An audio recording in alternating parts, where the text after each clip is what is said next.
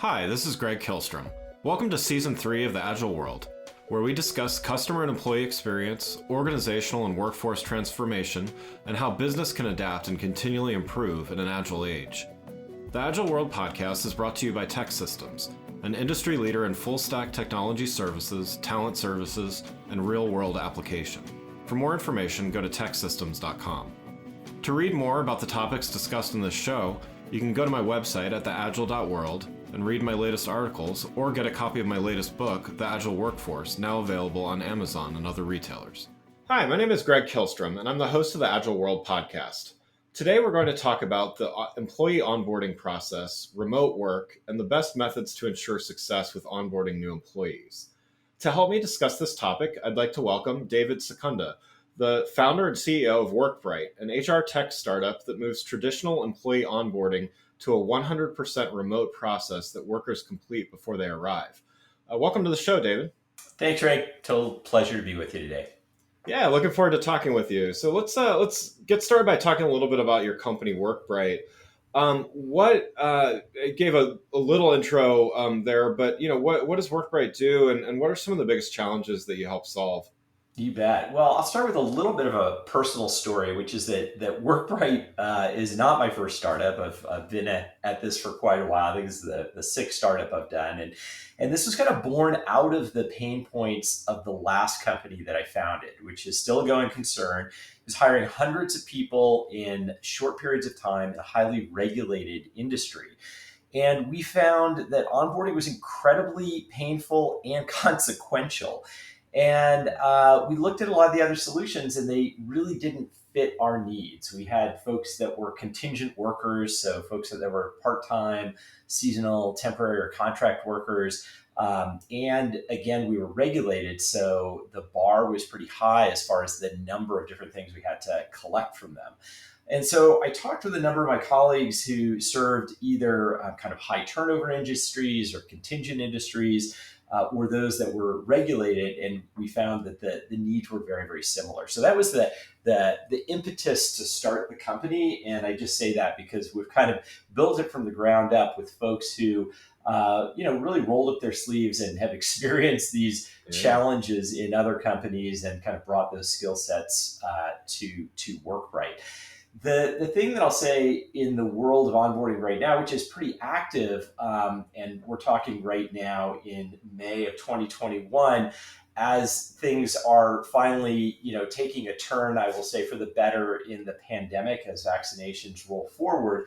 But over the last year, we've seen just a monumental and tectonic shift in onboarding from a traditional walk into the office in-person experience to 100% remote experience. And that's kind of what we cut our teeth on, just because that was the nature of these previous businesses that I owned, which they were distributed, and these workers were remote. And so we've been doing that for years, and all of a sudden there's a huge emphasis on how do you bring in workers and get everything done that you need to do without necessarily meeting with them in person.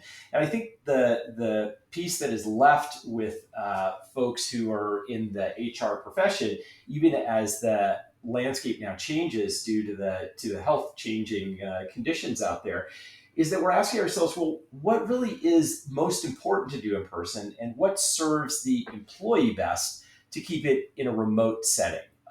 Because they're going to be having an easier time doing it and prefer to do it in that method as well. So that's kind of the big nature of the industry right now and what we're seeing. And I guess just to follow on that, and there's been a lot of activity recently as far as companies coming out and setting at least some interim initial remote work policies now that there's the return to the office and stuff. Are companies that you're working with, are they obviously doing the remote onboarding is great? Are you seeing a lot of companies that are moving to more remote work in general, like outside of the onboarding? Absolutely. I mean, I think this is a trend, as we've all been hearing, that you can't really push back in the toothpaste tube, so to speak. Yeah. Employees have found those that are kind of blessed and privileged have the opportunity to be able to work in flexible environments, meaning that their work doesn't require them to physically be in a specific place at a specific time. I think have both experienced the isolation of pandemic, but also the freedom of working from different places. And employers are kind of scrambling to try and figure out how to balance the culture and kind of benefits of being in a physical workplace together with the flexibility and desire of employees to kind of have that ability to work when and where they want. Onboarding it's a critical piece in the employee journey. How do especially remotely and using technology, like how can companies still make sure that new employees feel like they're part of the team, feel like they get a Yeah, sense of culture and all that stuff, and just really feel like they belong? Because otherwise, if they walk into the office back in the good old days or whatever, they yeah. could meet people in person and all that. Like, how do you kind of make up for some of those gaps? Yeah, absolutely. And it's such a critical question to be asking. And so to step back for a moment, when I'm using the term onboarding, it's not something that has a tight industry definition. So I'm going to, term that from the point that you decide to hire someone till probably a couple to, 3 months after they have started that position. That is kind of the arc of what I'll consider the period of onboarding. And there are various things that need to happen during that arc of time. It is helpful to kind of think about onboarding then in two categories. One is tactical onboarding, and the other is cultural onboarding. And they both need to happen, and they have different components at different times, but it's helpful to kind of separate them overall.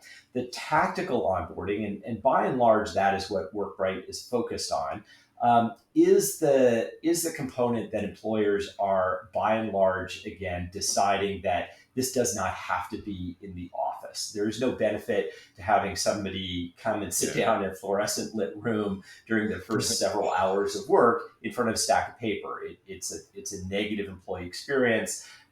It's not a positive brand identity with the company, and many other things. So the tactical aspects are the ones that again employers are saying let's keep this remote, and they're pushing that lever forward to say how can we even keep processes like signing Section 2 of the I-9 in a remote setting without them coming to an office. And happy to talk about, loop back to that sort of an issue a little bit later. The cultural side of it then needs to be interspersed throughout the entire process of this, from point of deciding to hire until they've been in the position for a while. And looking at this last year, where that was a process for many employers where it went 100% virtual, in general, the themes in that are number one, it is a race. So typically, employees that are applying for a position and potentially accepting a position with your company have also applied in other areas as Yeah. well. And so it really is a race to see how quickly you can get someone to work, which is the point where they are more committed. Unfortunately, this is kind of the way things tend to pan out. You really want to get them there as quickly as possible. So you kind of want to move this piece of both tactical and cultural onboarding to move pretty quickly. And the cultural onboarding is a breadcrumbing process. From that first point, that might be in a virtual world, it might be a video from the CEO, to the next step might be remotely pairing them with a mentor in the workplace in a similar position. The next thing might be several email or phone communications with somebody who's going to be training them, et cetera, moving them forward. And so the thing I'll say about cultural onboarding and what we saw in the pandemic is, by and large, our advice is for companies to look at what was successful in the non-digital world, what worked well on the cultural onboarding side, and then do the best they can to adopt that into a virtual world. So I'll give one example of that. You had said, employees coming to the office and meeting other people at Workbright. And at Workbright, the last, I think, 5 employees we hired in the last year, I still have not met them in person yet. Yeah. And one of the things that was a highlight for new employees is that we would have these scheduled coffees with everyone in the company. So in their first 3-4 weeks, they would have a chance to sit down with every single other employee, either one-on-one or a group of 2 or 3, and just have a 15-minute coffee in the morning and meet them, and nothing too structured. And it was always identified as a high point of the onboarding. So we just adopted that for the virtual world. We set up these little Zoom rooms for new employees that they were paired with people from different departments on different days. We gave them, all the people who were going to be in that room, a little gift certificate for coffee. And we also gave them a communication starter question, which they could or could not use. It was up to them, but just to get it going.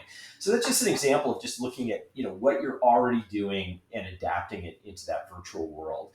And then there's certainly things that bridge between tactical and cultural onboarding. So, for example, again, at Workbright, when we're hiring somebody new, we have a little bit of a survey in the system that's asking them, hey, what's your favorite coffee shop? Where do you like to go out to dinner? What do you like to do in the outdoors? If you have a full day off, what do you like to do? And this then becomes available to the manager so that they can provide props to that employee in the future, even for years to come, and have them, hit head on exactly with what that employee is interested in, depending on, what the success was or what the achievement was. So lots of ways to kind of commingle those two things. What does measurement look like? How do you measure success in what Workbright does for your customers? Yeah, so we look at speed and throughput. So how fast can employees get through the process, and what percentage of the employees make it through the process and actually get to work? And those are really, they are the statistics that our customers are interested in, and that really make a big difference at the end of the day. And it's why we maniacally focus on every aspect of onboarding, almost like an e-commerce retailer looks at every step of the shopping cart process to see where they lose people or that sort of a thing. So we're looking at that from a technology perspective. And then also a big part of what we do is a consultative kind of working session with new customers, so that we're not just digitizing the forms that they typically handed employees in the past, but we're looking at everything that's presented to the employee and asking the question, what's the most efficient and positive manner to get all of this information to the employees and get everything back that you need, removing any redundancy, only asking an employee to enter one piece of information one time ever, those sorts of things. So we tend to be able to kind of consolidate and really simplify the onboarding process through that consultative work before we digitize it.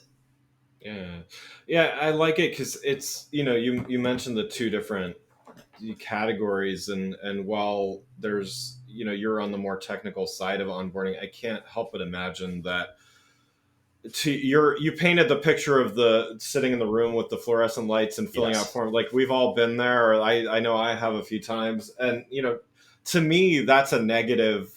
So it's sometimes it's not even about the net positive effect. It's just about, oh wow, this was so easy that I didn't have to go through that painful process, or just the awkward process of sitting there with the pen that doesn't work and filling out forms and trying to remember my driver's license number and whatever the case may be. So I think it's so important, and I'm sure it helps in some. Maybe there's also intangible ways that it helps with their overall experience. Are your customers also measuring other things on their own? Some things like engagement and other steps in the process, in addition to what your product does? Absolutely. I mean, I think every customer has numerous KPIs that they're looking at as far as how they're measuring success of their systems overall. Another one that often our customers look at as really the final measure of engagement is if they are keeping those employees beyond the 90-day mark. Like, they typically tend to say, okay, 90 days are probably going to be in it for the long run. Who do we lose along the way? And what we tend to see down those lines, and to employers, this is a really important question, because you typically, especially in the contingent workforce, which might not be working long term, you are really making a large upfront investment. So you're posting to various job sites, you're spending time interviewing employees. Once you hire someone, you typically have a pretty intensive training period, and then they get to work potentially for only a seasonal position. And so if somebody goes through the training and then they work for a week and then they leave, you've totally lost your ROI on that employee. So it's all about kind of keeping them engaged. And the biggest thing that we see employees drop out in the first 90 days around is misaligned expectations. And so we really work with employers to be as transparent and honest as possible, because we see that translating into higher quality and more satisfied employees. Even if the hiring might move a little bit slower, the churn rate is a lot lower. So let's switch gears a little bit here to talk about some of the process and just how you're able to. This is the Agile World podcast, so talk about agility and processes. And I'm sure while your platform streamlines things, every company's a little bit different, and so on and so forth. So can you talk about adaptivity and agility in your processes, as well as when sometimes that being too agile may not be even the best approach? Yeah, that's a great one. So let me start with that latter one, and then I'll come back to the Sure. I9 process as an example. So when is it? It's such a good question. When should you be less agile? Right, right. I know.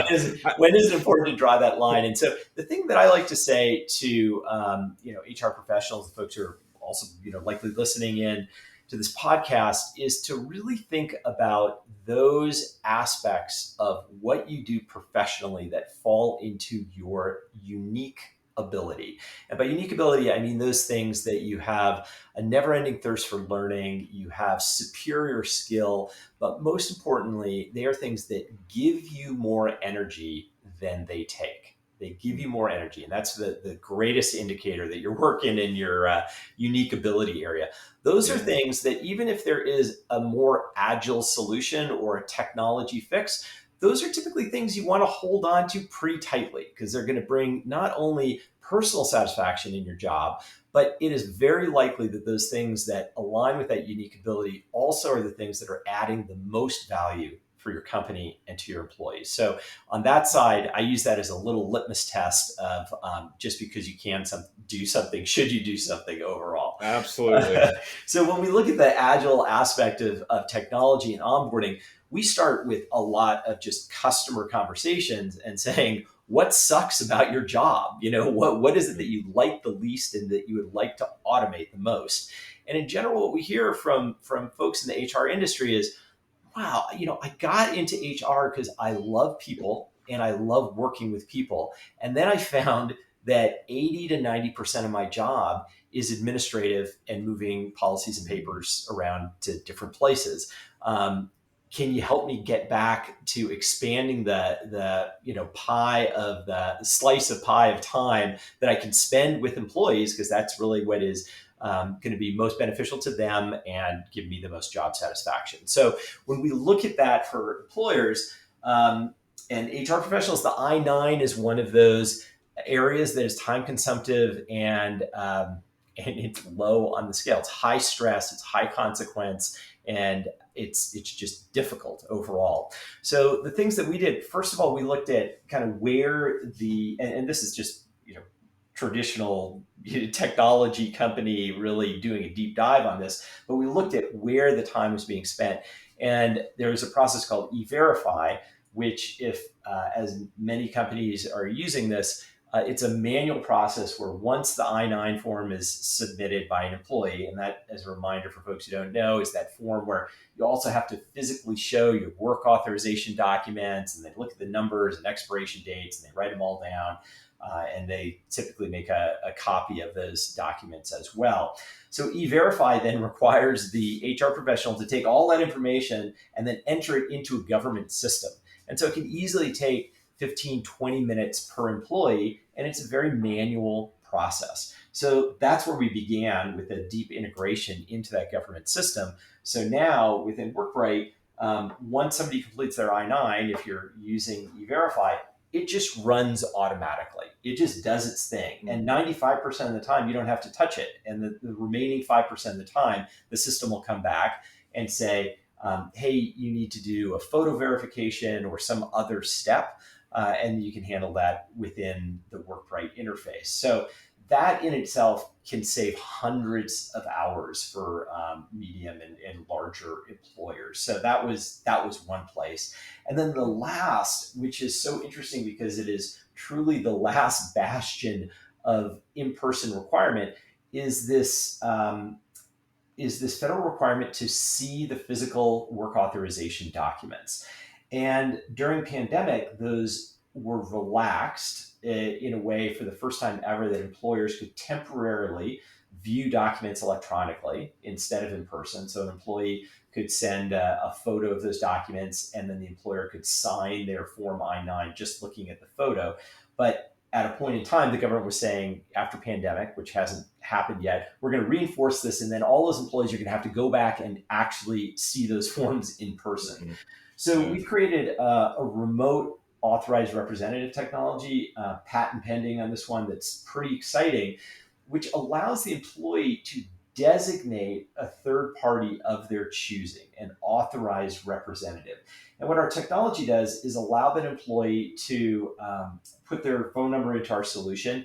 And then when they get the consent of that person, it verifies that the employee and this third party are physically in the same location, which is a government requirement.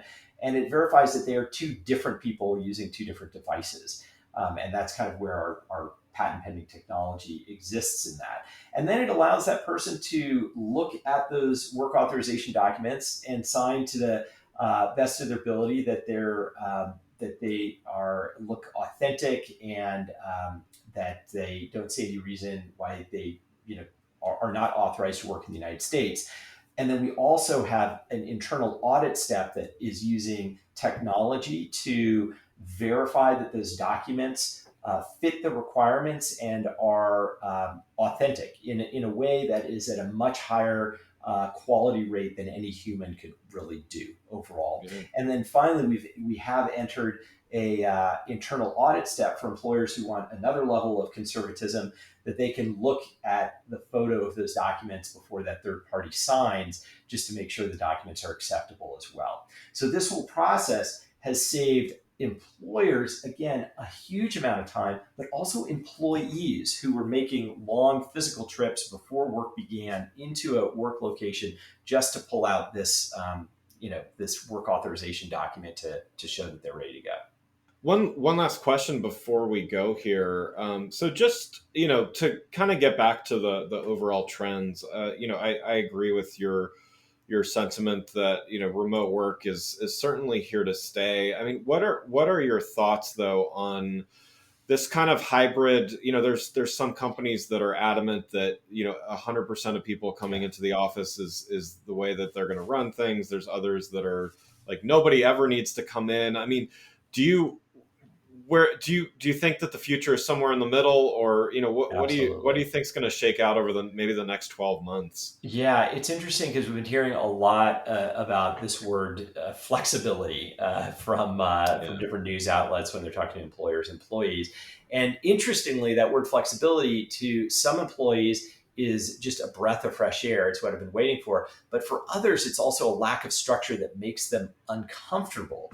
So, it is truly a brave new world out there. I do think that we're going to return to something in the middle overall, and that we're going to see a more customized approach, similar to you see in more personalized medicine, where it's not a one size fits all. So there's a company in Colorado called Crocs that makes shoes that you might have be familiar with. And they were interviewed yesterday on public radio, and they said that they had created 4 personas of employees, and each employee would fall into one of these personas. And at one extreme, they were called an explorer. Those were folks who were never in the office. And I can't remember what the name was on the other end of the extreme. That was somebody who was always in the office. And this is based on both job requirements and employee preference. and then you would kind of fit into one of these personas, and then that would define the equipment that you got, how often you were in the office, all these different circumstances, instead of just saying this position requires this sort of in-person or remote configuration. David, thanks so much for joining the show. And for those listening, what's the best way for them to keep up with what you're doing? Absolutely. Visit workbright.com. There is a pretty amazing blog that we have where we're cranking out content on a weekly basis, specifically for those in the HR profession around agility and onboarding and how to do your job as best possible. Wonderful. Well, again, I'd like to thank David Secunda, a founder and CEO of Workbright, for joining the show. Thanks for listening to The Agile World with Greg Kihlstrom. See you next week. Thanks again for listening to the Agile World podcast, brought to you by Tech Systems. I'm your host, Greg Kihlstrom. If you enjoyed the show, please take a minute to subscribe on your podcast channel of choice and leave us a rating so that others can find the show more easily.